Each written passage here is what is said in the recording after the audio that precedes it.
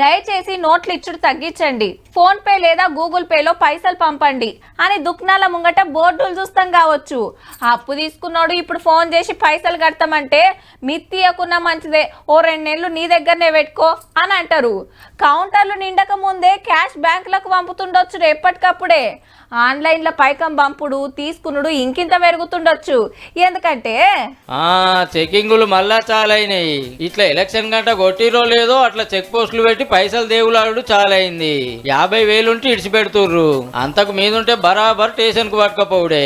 దందా చేస్తాం, దవాఖానకు పోతున్నాం, పెళ్లి బట్టలు కొంటాం, పేరంటానికి ఖర్చు పెడతాం అంటే ఇనే ముచ్చటే ఉండదు. పైసలు ఏడికెళ్ళి తెస్తుర్రో కాగితాలు చూపియాలి, లేవనుకో సీజ్ చేస్తారన్నట్టు. బంగారం కూడా ఇంతే. సేమ్ మొన్న అసెంబ్లీ ఎలక్షన్ నడిచినట్టే అనుకో రాదుర్రి. ఓట్లు కొనడానికి నోట్లు తీసుకోపోకుండా ఆపుతున్నాం అనేది ఎన్నికల సంఘం మాట. అప్పుడే స్ట్రిక్ట్ గా డ్యూటీలు చేసి 700 కోట్లు ఇలువగల్ల బంగారం పైకం దొరకబట్టి గొప్పగా సాటింపేసిండ్రు. అరే ఓట్లు కొనే అక్కర మాకేముంటది, మా ఖర్చులకు మేము కొంటబోతున్నాం అని పబ్లిక్ ఎంత చెప్పినా ఇడిచిపెట్టలే. ఒక్క పరాల చేతికి పోయిందంటే మళ్ళా మన చేతికి వచ్చుడు చాలా కష్టం. 1.25 రూల్స్ చెప్తారు. లగ్గాల సీజన్ చాలా, అన్నో ఇన్నో తెచ్చిన పైకం ఇల్లు గుంజుకుంటే ఏంది కథ. ఇవాళ రేపు 50,000 అనేదో లెక్కే కాదు. ఓట్లేసేదాకా దగ్గర ఇంకో 2 నెలలు పబ్లిక్ కు తిప్పలే. అయినా ఓటర్ల మీద నజరేస్తే ఏం దొరుకుతాయి సార్లు, జర లీడర్ల మీద ఎయుర్రి.